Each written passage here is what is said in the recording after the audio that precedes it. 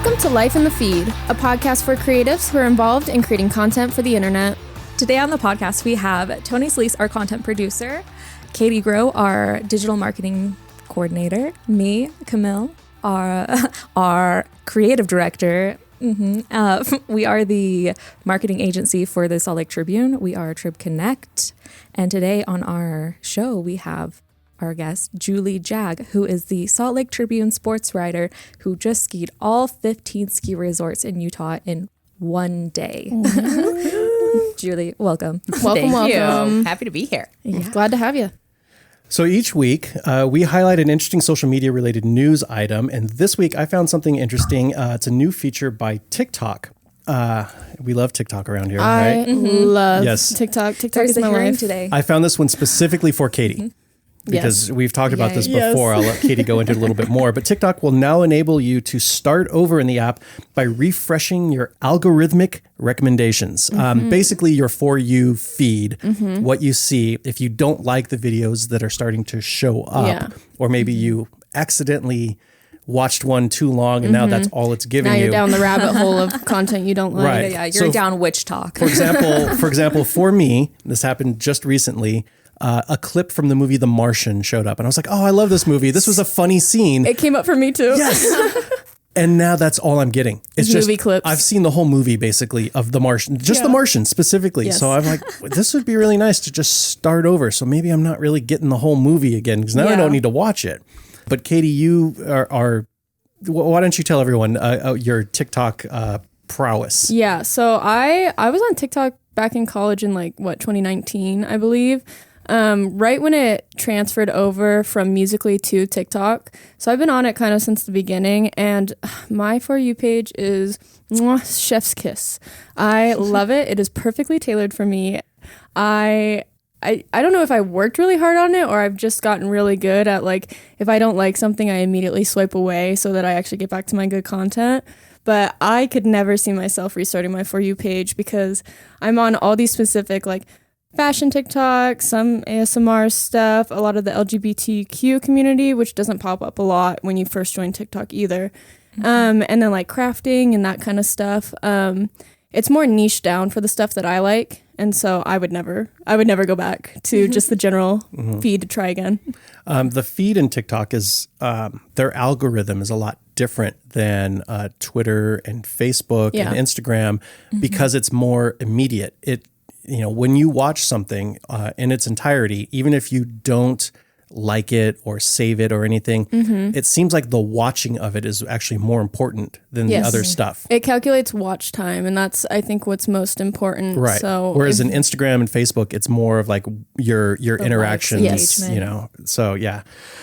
So I just thought that was interesting, very quick. It's a feature that you go into your profile, and I think I found it. I showed it. It was privacy settings or something, right? And you have an option to refresh your feed now. And I didn't see this in this story that we're going to be linking in the show notes. But Katie, you told me that they also have a new feature that might kind of help out with this. You were telling me yesterday it's something about an auto scroll. Oh, yes.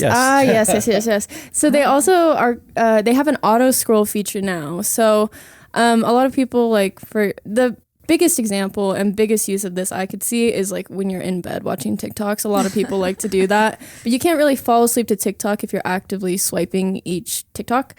And so now there is an auto scroll feature where once the video ends, it'll just automatically scroll to the next video. So you don't have to touch it anymore. Dang. So you're not watching one clip of The Martian over and over and over again the as you whole fall night asleep. as you're asleep. Ruining your feed. That's perfect if it's perfectly curated. Yes. But, if If it's not, not, Oh yeah. So what do you so do much. if something accidental gets into your feed, Katie? I actually have used the not interested feature. So if either it's on the share option button, when you hit share and it's all those options that you can share it to Instagram, TikTok. There is a button called not interested, which I have used a handful of times, and it gets rid of that content from your For You page pretty immediately. And so anything to do with I assume it goes by the hashtags, what people are saying, the stickers and the text within the metadata of the videos, it takes all that into account and will stop showing you that kind of content if you say not interested. So I found that very helpful too, which is, again, how I've curated, I think, my For You page so well, is because I like what I like, and I say not interested if I don't like it. I'm going to have to do that now. Yeah. I'm going to my videos. Yes. Same. Good. Way too many dance videos on mine. Right? Yeah, mine's just all The Martian. And then so my kids needed my help with something while I was on TikTok at one point, and I just set my phone down, and again, I don't have it on auto scroll, so Fatal flaw. It just played a video over and over again that I have absolutely no interest in whatsoever, and now those are popping up all over. So I will have to use the non-interested now. It does actually help. Okay, good. Not that I'm on there all the time, and then it's going to be banned soon, and we're not going to have. Please. New Zealand's already good banning it. chance. No more TikTok. Woohoo! I've seen different creators who they actually said they're not going to go to other platforms after, or well, I guess if it gets banned, because they just like their following is on TikTok. Yeah. They don't want to have like the rude people of Twitter or YouTube and like super like Pinteresty style like video Exactly. content. That's one thing I really like too, is my TikTok feed is a lot of times it's less than 20,000 like videos. Like it's very curated for me, and a lot of times it's just people's like personal stories or something that they're just like talking, and I know that would never have a possibility of popping up on Reels for me, because Reels is always just like the super curated nice stuff, when I like to look at like really just like personal stuff and like people just chatting and like, you know, I don't know. It's not curate, like not in Pinteresty. What? Polished. Polished. That's a good word. It's not polished on my TikTok, and I feel like no other platform does non-polished stuff, if that makes sense. So yeah, interesting stuff, interesting news item that I just thought it was interesting, especially since TikTok is in the news, and it gives us a little break from Twitter And Elon Musk. Drinking game. Take your shot. Speaking of which, let's make bets on which app is going to go down first, Twitter or TikTok. Ooh. I'm gonna vote on Twitter because I love TikTok. I don't know, because I don't think either one of them will go down, to be honest. I really don't. I don't think they're going to close TikTok ban, down or banned or anything. Yeah. And I don't think Twitter, despite what everyone thinks, it's just going to hold on and just not be as good or kind of forward thinking or innovative, I guess is a better way of putting it, than it used to be. And so I just think it's just it'll be good enough, and that's good enough for most people. And so I don't think either one of them are really going to go away, even though that's, we all kind of hope. It's almost like a train wreck. You can't help but look, but it's really not as much of a train wreck as we're all making it out to be. Yeah. Like they'll still be around. They're still useful. Yeah. So I say Twitter first. Twitter. Okay. What do you say, Julie? Oh, I think it'll probably be Twitter, because I think the people of TikTok will find a way around the ban. I mean, Some sort of I just way. think there's probably So some many people workaround. on it. I think also I heard something about if TikTok does get banned, it only gets banned from the App Store. And so it could still be on your phone. You just can't download it. Kind of like how Flappy Bird was a thing where it was out for forever and then suddenly it was deleted from the App Store, but whoever still had it could still use it. So that might also be a possibility if it does get quote unquote banned. That's true, because back in like the pandemic time, people were like, don't delete the app. Yeah. All right. Well, I'm glad you guys found that interesting. Definitely. So today's guest on the podcast is Julie Jag, an award-winning sports writer for the Salt Lake Tribune, who covers everything from the Olympics to national parks and even occasionally the Utah Jazz. Most recently, though, she was one of 6 people who skied all 15 ski resorts in Utah in one single day, which sounds incredible. Julie, thank you for joining us. Thanks for having me. So tell us, first of all, let's address the elephant in the room, because we're gonna have to do it. If you've listened to specifically the Trent Nelson episode of Life in the Feed, you might know that Julie Jag is my wife. Ooh la la. So let's just get that out of the way right now. So Tribune's power couple. yes, we're the power couple of the Tribune. One in news, one in advertising. That's how we roll now. Okay, We can't talk to each other at home. There's a wall between the two. Yes, we have the advertising wall. Divided. Yeah. So how you been, Julie? I've been good since this morning when I saw you. Yeah, this is great.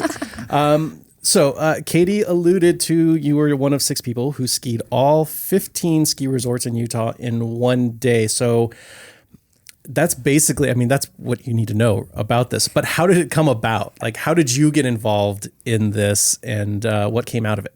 Okay, well, first of all, I want to clarify that I'm mostly a snowboarder. So we did ski, but we also, 2 of us also snowboarded everywhere we could. interesting. So, I was going to ask because Yeah. a lot of the posts I've seen Tony do, he's snowboarding. So I was like, wait, is Julie a skier? yeah, I grew up skiing. Then I made the switch and thought I'd never go back. But when you live in a place where it has 2 ski-only resorts, you kind of... Yeah. Besides Alta, what's the other one that's ski only? Deer Valley. Oh, Yeah. that makes Yeah. sense. Yep. So I don't like those. Sorry, resorts, but I'm a snowboarder, and I feel persecuted. Well, you can technically go down Alta with a snowboard. You just can't use any of their equipment. You have to go through the Black Diamond Gate Really? through Baldy, Mount Baldy. Is it because they're National Forest? Forest Service Yeah, land. they Yep. can't keep you off. Deer Valley, stay away. They're private land. Because they're private. That makes sense. Yep. So anyway, back to your question. So it came about, so Allison is the communications director, I believe, over at Ski Utah. And so I speak with her a lot since I cover a lot of skiing. And she approached me at one point and was just kind of was like, yeah, I think sometime we're going to ski all 15 resorts in one day. And I thought she was kind of kidding, to be honest. I was like, oh yeah, sure, we'll do that. Sounds like that's possible. Especially with how big the state is too. Yes. Like they're not close together. Resorts in southern Utah too. Yep, exactly. So I kind of said, yeah, well, count me in. If you're going to do it, I'm always up for a challenge. Give it Why a go. not? But I thought it would never happen. And then, Wait, Yeah. so did you kind of invite yourself into it, or were you guys talking about it like, oh, you should come, and you're like, okay, well then count me in? she invited me. Okay. Yeah. We're like, how did you get into the Cool Kids Club? Did you Yes. make yourself part of it? Or I did need they to know invite this you? so I can do it next time. Well, then I kind of forced my way in. I did kind of force my way in later. I was very persistent about like, hey, when are we doing this? What's going to happen? After I heard that it might actually come about Yeah. a couple months ago. I was Can't like, miss it. so what do I need? When do I need to get my stuff? Yeah. Where are we going? Yeah. But so she did it. So when she was interning, apparently there was a group that did it, I believe. And then there was another group before that had done it. So, so she just, and then Utah has added some resorts since the last group did it and dropped some, combined some resorts. They're all changed. The previous 2 groups did one did 13 resorts, one did 14 resorts, and you did now. We did 15. 15. Yep. Which were not the same as the 14 resorts. 2 have been added since there were the 14 resorts done in 2012. And then 1, Canyons and Park City became 1. So That's kind of crazy to me that the last time this was done was in 2012. Yeah. Like you'd think that there would be more than 3 instances of people trying this. So I know, right? That's surprising to me to hear that it was 3 and the last one before you was 2012. Like that's a while ago. But this isn't the only time this has been, not just in Utah, but this has been done before in other parts of the country, correct? Well, so the there's I don't know if they've officially been admitted to it or not, but it sounds like there's 2 guys, a skier and a snowboarder in Michigan, that last year did 23 resorts in 24 Wow. hours. But the Michigan resorts, I believe, are They're quite hills. a bit closer. And they're not that we did the hardest ones either, but but they're, from my understanding, they're pretty close. But still, that's a pretty big accomplishment. That is a lot. That's like a resort an hour. Yeah, That's really basically. fast. Yeah, and they started at noon, which I thought was interesting. Wow. what? So that's like Yeah. 2 They resorts. slept in and we're like, oh, let's try to We could beat get a it done by record. noon. I mean, they finished at noon the next day, so 24 hours. Yeah, Yeah. Okay, that would be kind of nice. yeah. So Yeah. that eliminates a lot of the lift line. Yeah. Because it's all Problems. afternoon and night skiing. Basically. Right. But that also means, and you guys ran into this, somebody's got to be up to sort of let you ski. Well, so like I said, I don't know much about what they did, but it sounded like from what they did, they asked permission and they hiked up. A little Oh, I ways, gotcha. And then they Okay. skied down. Okay. Is what I understand. Okay. But yeah, so that's what we had to do. Not me personally, but I basically was along for the ride. I mean, there was a lot of planning and logistics that went into this. It was much more a feat of logistics than it was, amazing or super fast skiing. But so the people at Ski Utah, Allison and Haley Klotz, they came up with the plan and they kind of mapped it after the other one. And I think to your question, Katie, I think the reason it hadn't been done since 2012 is because there were 14 resorts or fewer until Woodward opened 2 years ago. And so that gave kind us of our re-sparked 15th the resort. Yeah. Gotcha. So then you're making a record. Otherwise you're just, Just doing something that matching somebody, the record. Well, Yeah. then you could go for a speed record. Ooh, speed run. about that. The speed run. So what time, you said the other guys started like roughly noon, but we don't care about those other guys. What time did you start? Like, how did this work for you? So we drove down to Bryan Head, which is near Parowan, which is near Cedar City, on Thursday afternoon. And we started skiing Bryan Head we were supposed to get started at 4:15, but we got off to a late start right away. So we ended up skiing there about 4:30, 4:40, I think. And that was kind of a comedy of errors. There was supposed to be a snowcat that met us, and we also got lost on the way to our turnoff and got a late start in the first place. So we got there and there was no snowcat. So we drove this. We weren't driving. Snow Country limousines drove us the whole way, which was a godsend. Anyway, but the bus driver drove this van almost up onto the ski hill. I was a little afraid he was going to get stuck, and that would have really ruined everything. Yeah, tires get stuck. Where's the kitty litter? Yeah, Get exactly. How much can we push, right? And then we just strapped on. It was pitch black. There were no stars because it was snowing, so it was like this light snow coming down. And must have been pretty though. It was very pretty. Yeah, it was really pretty. So you had the headlamps going down. Yep, put on our headlamps, hiked up a little ways with our skis, and then headed down with the headlamps. And it was gorgeous. I mean, we all agreed halfway through when I did a little straw poll, everyone agreed that was just the best part. That one and the next one at Eagle Point, which there it wasn't snowing, and so all the stars were out. I mean, it's pitch black up there, but there were all these stars and this beautiful crescent moon, and again headlamps. So both of those, I mean, just to be able, they were both freshly groomed corduroy because they'd called ahead and told them we'd be there, and we just skied down in the darkness, and it was so peaceful and so beautiful. Wow. So I guess my question is, do you like early morning skiing or night skiing better? Well, typically I hate night skiing. I hate to say that I hate it, but I really don't like night skiing. I don't like the low light. I don't like the cold. There's just a lot of things I don't like about it. So I would say the early mornings, except for I don't like to get up early. It's a give and take. So it's a give and take. But I have to say where we ended at Cherry Peak, which is this resort that opened, I think, about 5 or 6 years ago in Logan, or I guess just north of Logan. And the owner of that resort had groomed it for us. What a king. Yes. Oh, it was amazing. So this blue run, he groomed it, he'd gone over it 4 times, and then they turned on the lights and they turned on the chairlift for us. It was beautiful. It was like a midnight skiing that was VIP perfect. experience. Exactly. It made us feel like that. Yeah. And so the owner, he didn't just have it groomed for you. He went out and did it himself. Yes, he did it himself. Way to go. Yeah. What a guy. Yes. Shouts out to Cherry Hill. No, Cherry Peak. Cherry Peak. Shouts out to Cherry Peak. Appreciate it. Dustin. It was Thank amazing. you, Dustin. Yes. Yeah. So, and it was funny because people thought that it was just we had, we were in a hurry, but we weren't in so much of a hurry. We didn't stop and take pictures. Right. You You gotta still make it an experience. Exactly. Yeah. So you did do a lot of documentation.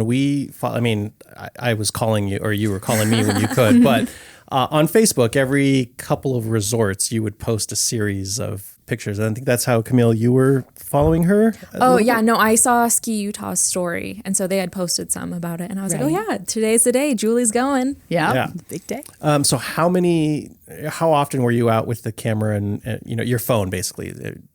doing that? Yeah, the camera. My The phone. camera, yeah. My phone, the camera and video camera. Was it sponsored by GoPro? No, but I was later thinking like, oh, that would have been a good idea to just have done that. But Next time. next time. Yeah, when we do 16 in 2 years, Exactly. because there'll be another resort added. Call Julie if you're opening a ski resort soon. Mayflower's coming up, 24, 25, they say. So How was the battery for your phone lasting that whole time? I mean, Oh, yeah. did you kind of have to be like, oh, I can't really take this much video? I didn't really, because there were USB ports in the van. Oh. And so Oh, that's between, nice. Oh, nice. we just Because charged. it's like a true travel van type. Yeah. Yeah. Well, Yeah. that's good. So that Because was I was a nice. little worried about like, oh, she's going to take all this video at the beginning and then she's not going Be to have 5% anything. battery. Well, I did forget my charger that goes into the USB port, but thankfully one of the other people had one. So Good. that worked out pretty well. But it was, it was hard to try and, I mean, they had their people, Ski Utah had people there specifically for social media and photography and video. And so, they had their content, but one of the things is I knew that we wanted to turn it around pretty quickly, and I didn't know. I've learned through the years, you don't really know when you're going to get the stuff back from other Right, people. right, You don't really. really get to control that. So I was just trying to take what I could. So I'm definitely not So just in case you needed to photographer use or it. videographer. But So this morning, your story posted online, and I see that there are some photos by our favorite Trent Nelson, former guest. Shouts Shout out out, Trent. Yes, my Beijing partner. yes, the Beijing partner. But I'm gonna guess he did not follow you around. He wasn't for the whole trip. No, they met us at Snowbird, which is kind of funny because it was probably one of the very shortest runs that we did.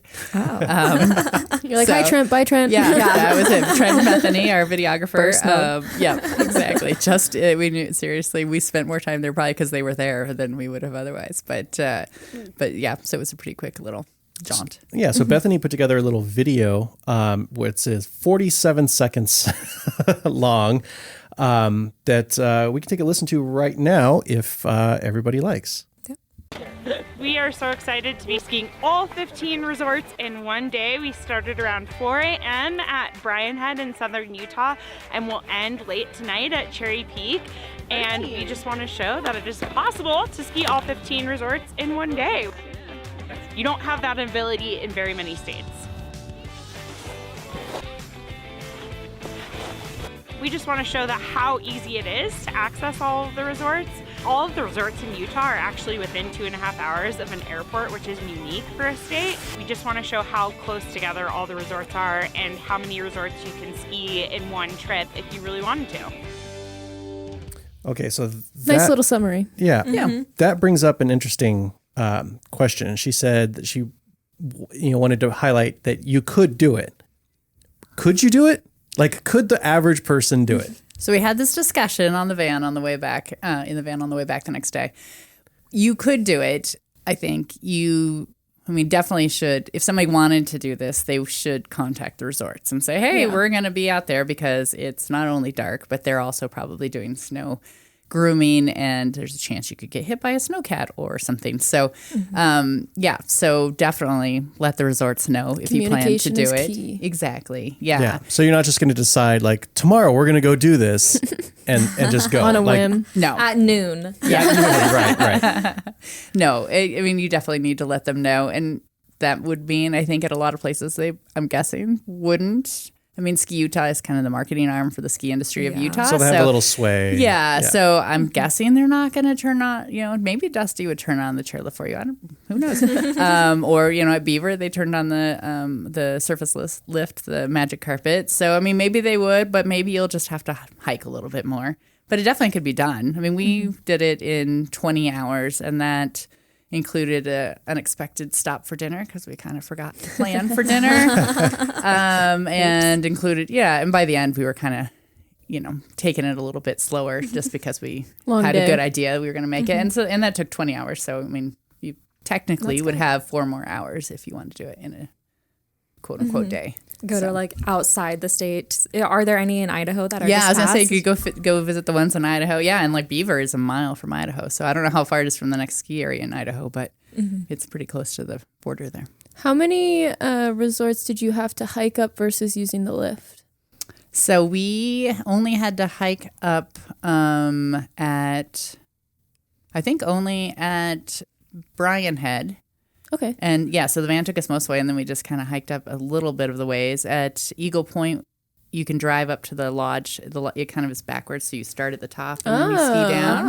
Oh, Did not know that. Yeah, That's so cool. that one we started at the top, and then the van picked us up, and then, yeah, all the rest either had night skiing and then Snow Basin was another one where we just took this like kind of like new cat track they have that links them between two parking lots. Gotcha. Yeah. Yeah, squirrel run. So so that was starting at the top and then meeting at the bottom because they were closed as well. So we did not do the most challenging runs out there by far. You just, for the sake of saying that you did it, Yeah. that was it. Yeah. Yeah. And in hindsight, as we were kind of debriefing, we were like, what else would we do differently? We all agreed that we'd probably pick harder runs Yeah. next Do time, or maybe minimum try to of do all like, blue or something. yeah, or- exactly. Yeah. Try out the tubing at Nordic Valley. There you go. Yeah. It's so And fun, by the Woodward, way. I was right? gonna say, you just did it.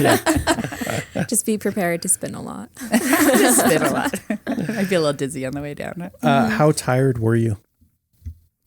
I was exhausted. 20 hours. Yeah, I mean, I didn't sleep great the night before because it's one of those things where not only do you just not want to oversleep, but you're like, if I oversleep, this whole thing could fall apart, Yeah, right? yeah. So it's like No pressure. waking up every hour, okay, and and then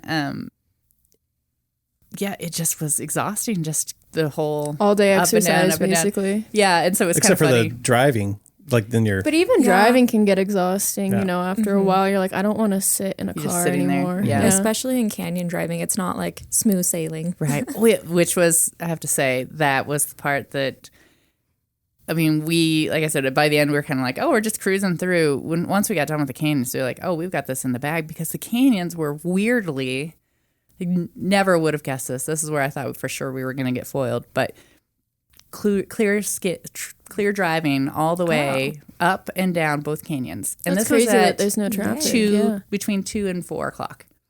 So it's like, and they were packed. I mean, all the resorts were packed. I think somebody said that Snowbird was over capacity. Wow. Their parking lot. And we had no problems. Like it wasn't even stop and go. It was just kind of like cruising down, cruising up. Sweet. Yeah. That's we were, awesome. You and I were talking about we went over kind of the timeline or like the order of resorts you were doing, and both of us were like, "Really, you're gonna hit Little Cottonwood Canyon at 4 o'clock?" Yeah, Like, When everyone down. usually is coming down yeah, the we're like, mountain. well, why don't you go to Sundance? Or like, Yeah. why don't you switch it around? Like, hit that first and then go back to Sundance because you'd probably save time. But thankfully, like, it didn't. That wasn't an issue. Yeah, didn't end up mattering. But I think if we try to do it again next time, we wouldn't maybe make it because Luck it of the would draw. be because So you of that. you So, started off the day a half hour behind schedule because of the missed turns and some comedy of errors. And if you want to hear the specifics of it, you can go onto sltrib.com and read Julie's story that is just posted. Subscriber only, so please Subscribers subscribe. only. I think Yes. Sunday's edition maybe. In the print edition, you I can think read so. it. Okay, Yeah. so yeah, it'll be out. It'll be like in a some of the cover papers. story, no big. Yeah. But you started off a half hour behind schedule, and you guys had this planned out to the minute. As a matter of fact, your itinerary is on the at the end of your article. And I'm looking around, and it's That's what we actually did. Yes. It wasn't the planned itinerary, that's for sure. no, but you still you guys kept track of this, and Bryan Head Resort arrive 4:39 a.m., depart 4:57 a.m. But that's a half hour behind schedule. Right. So, you said you stopped for dinner. Would you have been able to do that had you run into traffic in the canyons? I don't know. Yeah, I don't know. Because you If we guys would ended have up been able being to. like an hour ahead of schedule because of the canyon traffic that was planned into the time. It wasn't an issue. Right. Yeah, they built in some padding. I mean, they built in some padding, but Good. even looking at it, I didn't think it was enough. I mean, it can take, I've been in that canyon where it's taken Right. 2 hours to get down on a not snowy day, which we did have a contingency plan that if it was snowing at all, we just wouldn't even try it because Good. of That the can get a little roads and sketchy, because yeah. of the amount of people going up there and whatnot. But it was this beautiful bluebird day. So yeah, no issues there. But that's what we were afraid of. We were afraid that we would thankfully we had this this van driver that somehow made up like half an hour between Eagle Point and Sundance. So I don't know. I did not see the speedometer. Over the speed limit. I was not watching the speedometer, but he was good at for his you, job. Mario. He was propelled by Biggie, Notorious B.I.G. and all the 90s hip hop. And so I think that's what did it. Which is mandatory for snowboarding and skiing. Yeah. I think. We personally. were enjoying it. There's a couple of other considerations when it comes to something like this. And I'm talking like bathroom breaks. Was this an issue? Or for you, I happen to know that you like your coffee. And not just regular old like drip coffee. You like to have your mochas. Yes. And I make them for you every day almost. She knows what she likes. Not anymore, but now you have a job that, you come in and hang out with other people. Sorry, Julie. Yeah. So was this an issue or was that also built into the padding or built into the time? Well, let me tell you that I tried my best to be on time in the morning because I knew that I was going to need bathroom breaks. And sure enough, I was the one that was like, can we stop? Can we stop again? Yeah. So at the beginning, that was a little rough too, because we were already behind. And then like I needed to stop. And then some people went. And then, then somebody else had to, a little bit later. And it was just kind of this like, when you're on a family trip and mom and dad are like, everybody's going now. We didn't have anybody to tell us that. So yes. I tell our kids bathroom breaks are an earned privilege, not a right. You can learn to hold it like the rest of us. That's intense when you really have to go on a road trip. Yes. There was a while there where I was like, I can't tell them I have to go, but if I don't tell them, this is going to be much worse. So. Yeah. Like then I'm going to end up with a stomach ache the rest of the day. Right. And maybe worse. And maybe worse. Yeah. So that was an issue. Yeah. And then thank goodness for the people at Sundance, because there was a communications person there at Sundance. They're kind of help us out. And she took off running in snow boots across the base. I mean, very athletic. I was like, I can't run that fast. I can't run that fast in tennis shoes, much as with snow boots. And to get our breakfast, because we'd ordered breakfast, which was great that they provide us breakfast, so that we could just grab it and go and get on the road. And one of the things I'd ordered, because it asked if you wanted to drink, and I was like, I need a hot mocha, please. And sure enough, it showed up, and it was hot, and it was amazing. And it was perfect. It was perfect. Yeah, it was perfect. And then the other place, I had to get another one at Alta, because one of the other guys was from Ski Utah was saying like, oh, you can get coffee pretty much anywhere at Alta. Like any lodge you go to, they'll have coffee. They have coffee everywhere here. So I stopped at Alta Java, I think is what it's called, and just grabbed one. Mm-hmm. And it was amazing as well. And you guys still made it on time. What was the actual, because you guys wanted to get it done, not within a 24-hour period, but in a 1 day period. So like before the roll of the next day. Before the end of the day, basically. So what time did you finish? Yeah. Well, first of all, I'll just say, we had that padding built in. Like, we could say that we could go till 4 a.m, but none of us wanted to go till 4 a.m. So, so the idea was to get done before midnight, 11:55. 11:55. Down at the base nice. in the last run. So, cutting it close. You got to give a journalist a deadline, right? That's right. I think that's exactly it. Yeah. But we were so tired. We had champagne there to pop. And we didn't even pop it. We just climbed in the van. I'm ready for home. Yeah. I bet. A couple of people fell asleep on the drive back to Logan. I mean, it's like a 30-minute, 20-minute drive, and they were out within 5 minutes of getting in the van. Were you one of them? Nope. It wasn't me. How did you feel the next day? The next day, so this is kind of funny.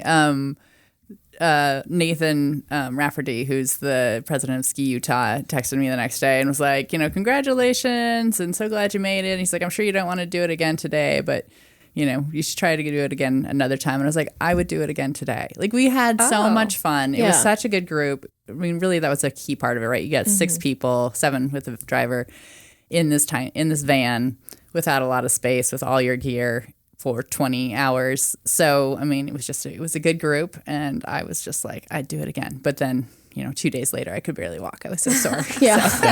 She slept a lot. She was exhausted. And you guys had to get up early the next day to basically come back. Right. Yeah. For the ride back. And we were both being like, why are you leaving at 8 or 9 in the morning the next day? Like, leave it like noon or something. Like, give yourself a little sleep in time. Yeah. But we had to get our rental gear back. Oh, that makes sense. Okay. So, That's right, because you have your own snowboard gear, but you don't have skis. I don't really have my own snowboard gear right now either. So. Right. That's right. A little snowboarding accident recently we need to go into. I want to ask you about the kind of the social media part. So, we said some of us were following you through social media, but you're you are a writer. Sorry. But to be honest, in today's age, you have to be a little bit more than just a writer, because you have to there's an expectation of posting photos and videos of every little thing that you're doing online. Do you find that as maybe a hindrance to some of the things that you're covering? Like, how are you on social media when it comes to that kind of stuff? Yes, I would say I do. If I could just have somebody go and take that stuff and then just give it to me and I could put it on my social media channels, or if they could just put it on my social media channels for me, that would be so much better. But it's a hindrance, but it's also a benefit. Hindrance in that I have to be honest, I felt like in a few of the places I didn't really experience it as much as I would like to, because I was so busy focusing on getting the footage. Yeah, get the and content. trying to get a photo or trying to get the video. Yeah, that I didn't really like Brian had. I really wish I would have just soaked it in. Like the pro skier that went with us, he was like, I wasn't skiing. I was soul skiing. I wasn't skiing for content. And I was like, oh, yeah, more in the moment. I suppose. Yeah. And I kind of wish that's what I'd done, because how often are you going to get to do that, right? Right. But it was kind of cool to see the little headlamps going down and stuff too. Mm-hmm. So yeah, there was a lot of that. There was a lot of I don't really remember what that run was like, but then I can also, the benefit is that I can go back and look at the video and then remember exactly what that run was like. And that helps you for writing, if Yeah. you try to paint a picture. Exactly. Because Yeah. your writing is very descriptive. I've read a lot of your stories, one or two.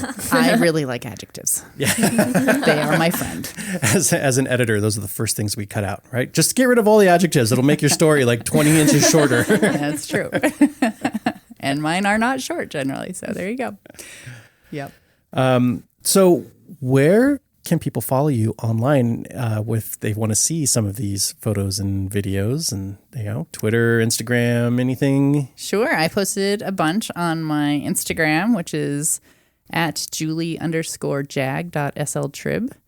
And I also am probably more active on Twitter, and that is at Julie_Jag. And I'm probably a little more active on Twitter.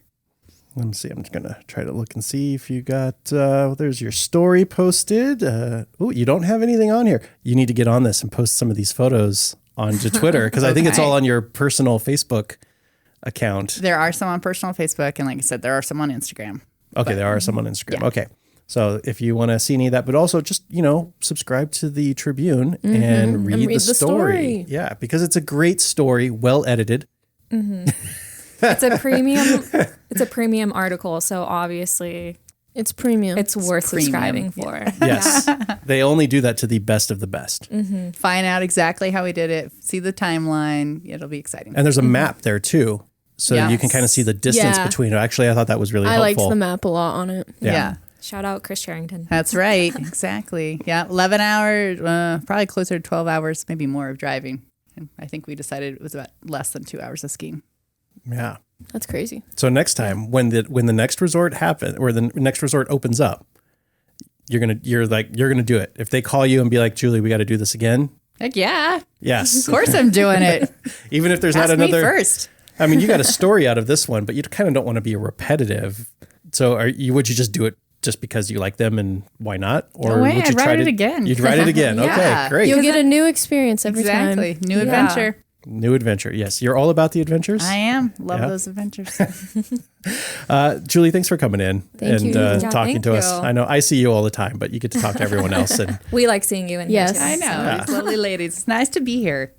well, that's all we have today. If you have any questions or want to learn more about how we can help your business create more content, be sure to reach out by clicking on the link in the show notes. If you found this podcast interesting, be sure to subscribe and leave a review. And until next time, Bye.